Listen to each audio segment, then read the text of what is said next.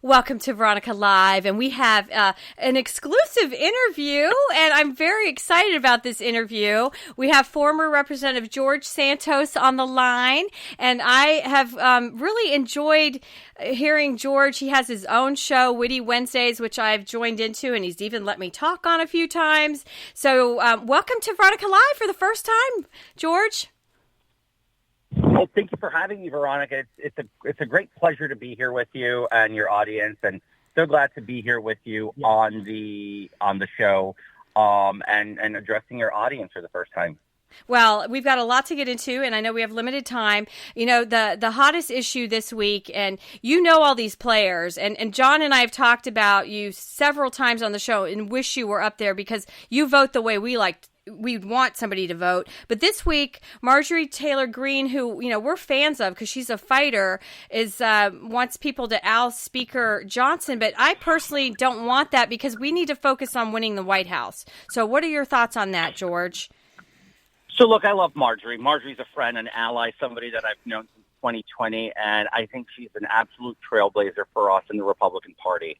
However, I agree with the pressure of a motion to vacate. I do not believe in an execution of a motion to vacate at this time because of what you just said.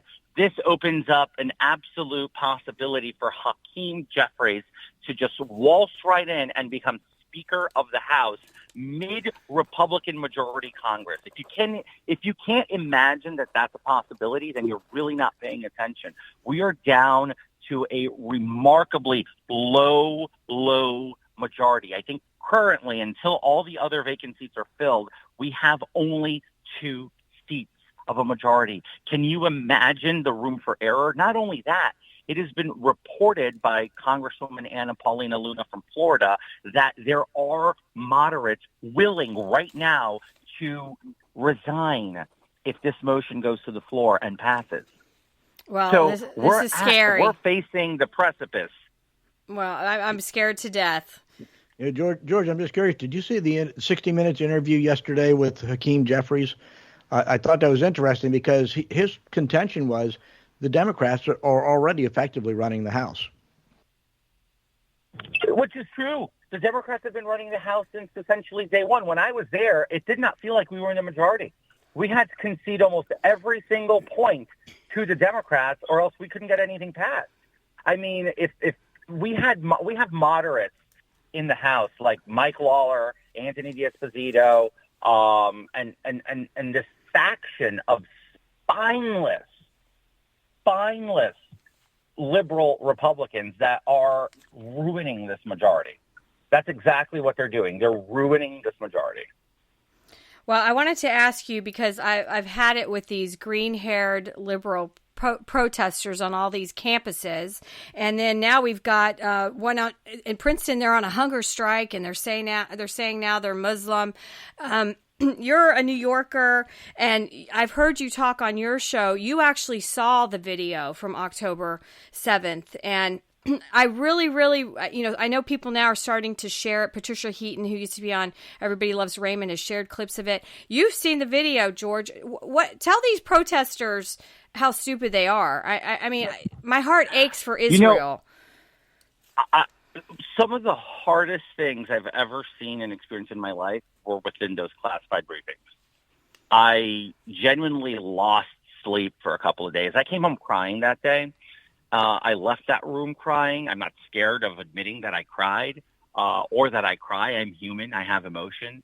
But I got to tell you, Veronica, it was grueling to see that we have our youth supporting this movement of evil jihad that is Hamas is just so disconnected with the America I know that we all love and fight for.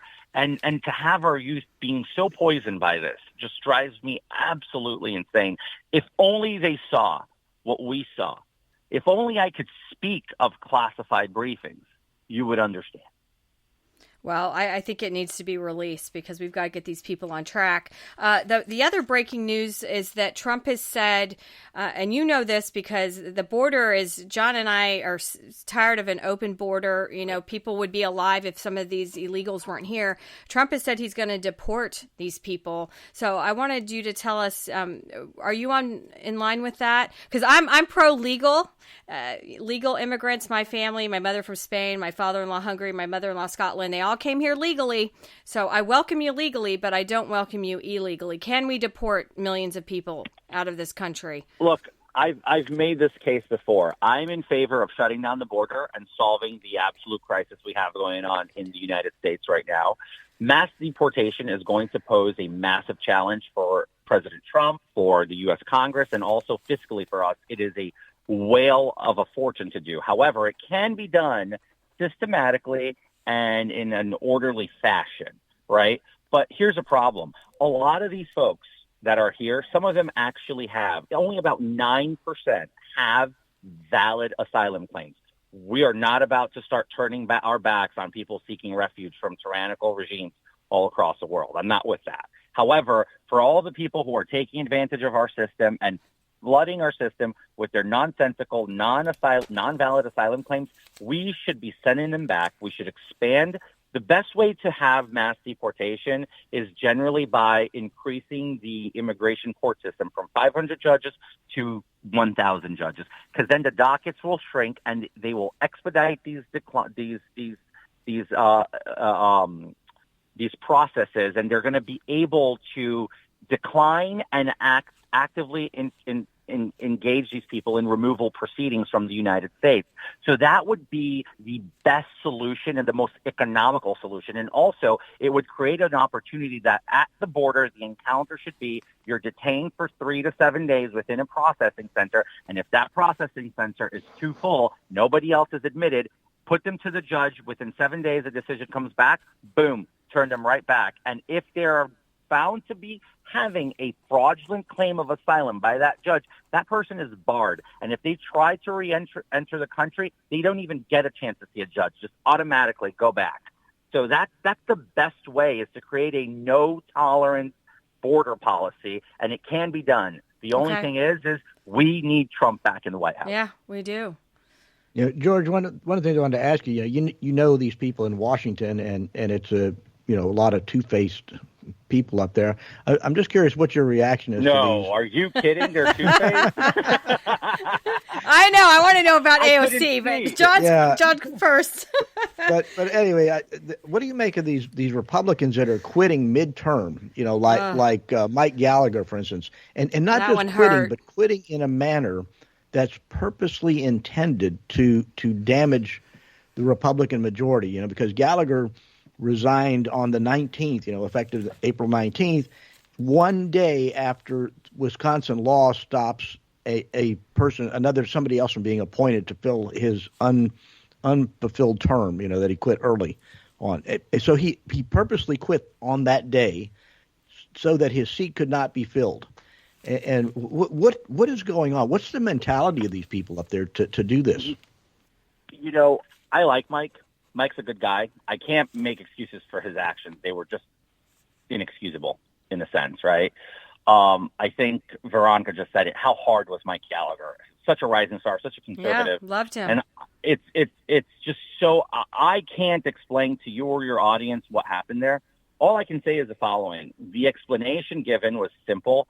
There was a vulnerability in that seat that could end up Democratic temporarily. And you know that once a person's an incumbent, they do have an ability of power to retain a seat.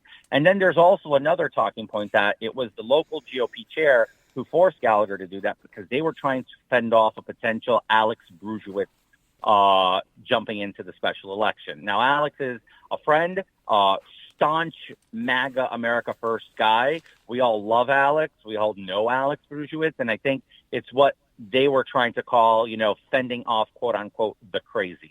Now, I find that particularly offensive because Alex Brusiewicz is no crazy, but, that's kind of the rationale behind it. But look, somebody like Ken Buck has been toying with resigning since mid last year because CNN has been dangling a contract in front of him. And I'm pretty sure we should be getting some big announcement for Ken Buck within the next couple of weeks or months as far as him going to one of these mainstream networks or becoming a radical lobbyist for something. Because I got to know Ken. I regarded Ken as a friend at some point, and then Ken turned around and voted to expel me in the most unconstitutional, arbitrary move that the House has ever done in recent history. Now, here's my big question for y'all, and then I'll let you guys kind of keep with the questions. But Henry Cuellar in Southern Texas was just indicted, which essentially I feel that they fell short of actually indicting him for treason, which they should have, but bribery, money laundering, and acting as a foreign agent in essence for a Mexican bank and for the country of Azerbaijan, which is arguably one of the top 10 most corrupt countries in the world, right? And he's indicted. Where's the push from Democrat reps Richie Torres and Dan Goldman from New York, who were outraged and could not stop until they expelled a duly elected member of Congress that flipped a seat? I want to see that kind of energy now geared towards Henry Cuellar. But you're not going to see that because Republicans will not be able to grasp the support from the Democrats and able to push it like the Democrats grasp the support of the Republicans, because Republicans live in abject fear of whatever messaging that the Democrats are going to enquadrant them into, and they will not stop at anything until Republicans bend and cave to their will and wants. I agree. You have Bob Menendez, another great example. Yeah. Why is he still there? I should have taken gold bars, John. I made it. You have to put him in your suit, in the lining. I should have put on a billboard accepting gold bars. I'm kidding, obviously. Here's the deal. I would never sell my country out for no amount of money, no amount of power or influence. I love the United States far too much to be a sellout like these guys. These guys are selling influence and peddling influence and using their quote-unquote spouses' absolute marvelous foreign policy skills, because it's amazing how all these spouses have amazing foreign policy skills. Well, I've always contended the Republicans are just as bad as the Democrats in that respect. I mean, you have Mitch McConnell and his wife Elaine Chao. I mean, they're just as conflicted as Joe Biden is, and family over foreign investments and stuff. I agree with you 100%. Republicans are mass offenders of the same issues. This is an establishment issue. This is not a Republican or Democrat issue. Right. This is an absolute establishment issue. The establishment has a massive issue of integrity when it comes to foreign issues. Okay, so George, we have a limited amount of time because you've got to go to a theme park because you're actually in Freedom, Florida on vacation. So welcome. I tried to get you to come up here. And my family is literally going to hang me if I'm late to go. Okay, so rapid fire. I'm going to throw out a topic. You give me a quick answer. Ukraine. It's not our problem. Not the 51st state of America. Okay, joining NATO. Absolutely not. Do we want to push for a nuclear war with Russia and Turkey and Iran? Okay. And China? What about Trump's VP pick? Who do you think it might be? Not Tim Scott, not Kristi Noem at this point. I think the sensible, smart. I love Kristi, though, but I don't think it's smart anymore. At this point, I would say probably... oh my God, it's so tough. I like Vivek because I think he fights. So, but he's but Vivek is a bubble echo chamber. Look, I'm going to put this out there. You're all going to push back, but I still think it should be Ron DeSantis. I'm there. I'm with you. Yeah, I'll take Ron, and we'll take Rubio. Nice, and it should be Ron. Okay, love that. I love Rubio. Yeah. Taiwan and China. Is that even a serious question? How are we going to even try to defend a tiny little island that China can take over at a drop of a dime? Like, all we would do is send our men and women to slaughter if we got involved in Taiwan. I mean, I don't want China to take over Taiwan, understanding the strategic supply chain issues it would cause us, but we have to be realistic. It's a slaughter. It's going to be tenfold what Vietnam was for us. Okay. Your relationship with Matt Gaetz, because he comes on Witty Wednesdays, and I love it because Matt. He tells us everything. Yeah, Matt Gaetz is my friend. Matt Gaetz is an ally. Matt Gaetz and his wife Ginger are people I hold at a very high place in my family and in my inner circle. People that, we socialize with out of politics. And I love the Gaetz.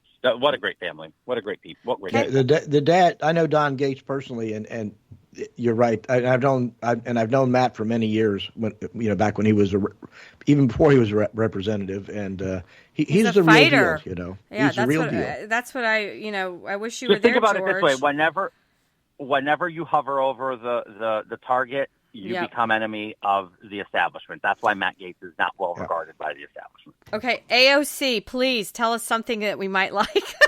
So she has great hair. You're gonna like this, okay? So here's the deal. First of all, I think she's absolutely beautiful. I don't like she is beautiful. On her aesthetic. She's a gorgeous young lady. Yes. Yeah, we all have unflattering pictures with our teeth being showed. She's not stunky face or anything. Beautiful figure, beautiful girl, best dressed woman, I'd say, on one of the best dressed women in Congress. However, here's a nice story about AOC. It's hard for people to admit this. I was hosting a class of AP students from my district, and I can see that half that class was super engaged with me and half were like, they're more liberal. And that's fine, right? So I go up to AOC. I'm like, hey, I'm hosting kids. I'm pretty sure some of these kids would almost die if you come say hello. Could you come say? She's like, of course. I'm like, thank you so much, Alexandra. She went out of her way, took time out of her day to come meet the kids, greet the kids. She lit up around the kids. The kids lit up around her, the ones that weren't lighting up around me. And the kids were happy, and they couldn't thank me enough for that. And I couldn't thank her enough for that, because that's a good partnership when we can show that somebody on the far extreme left, somebody on the far right, like myself, we can work together for the people. And our kids are not just the people, but they're the future of this country. So on that perspective, I'm thankful to AOC for that. And another little tidbit for you on AOC. I only got motivated to run for office thanks to her taking out Joe Crowley, because I used to think that politics was a rich man's game, a game for the Bushes and the Clintons and, the big names in politics of the world, and that a guy with the last name Santos couldn't fare a chance. Here comes AOC and takes out the presumptive next Speaker of the House, and she motivated me to go out there and do it. I was like, you know what? If she can do it, I can do it. So I've thanked her for that, and I've told her that publicly, too. That's nice. Jimmy Kimmel. Oh, God, I can't wait to be back in court. Jimmy is obviously trying to finagle himself out of this. I can't speak much on the case other than we're going to fight like hell to expose Jimmy Kimmel for the fraud he committed and to make sure that we fight for digital creators like myself and like yourself, that, these big corporations, they don't just get their say just because they have big corporate lawyers on their side. We need to stand our ground as small content creators on social media platforms, that Jimmy Kimmel does not get to cause and perpetrate a fraud on us, nor does Disney or ABC or anyone else. All right. Well, we got a minute left, George. How do you want to leave it here on Veronica Live? This has been, you've answered, I have 100 more questions, but you've got to go see Mickey. So go. It's a small world. Remember that. Fake news. I do not go to Disney parks. But I just wanted to put this out there. If you're not listening to Veronica Live, you're not getting the entire story. Tune into Veronica to make sure you get the best content. And if you want anything else further than this, join us on Twitter, where you get the unfiltered George Santos, and you got to have a little stomach, because Wednesdays. I'm a little bit of a craft poster. Witty Wednesdays. I'm there, and you've invited me to speak multiple times. So it's been a pleasure. We've got to have you back. So we've been speaking with former Congressman George Santos on Veronica Live. Thanks for joining us. We'll be right back.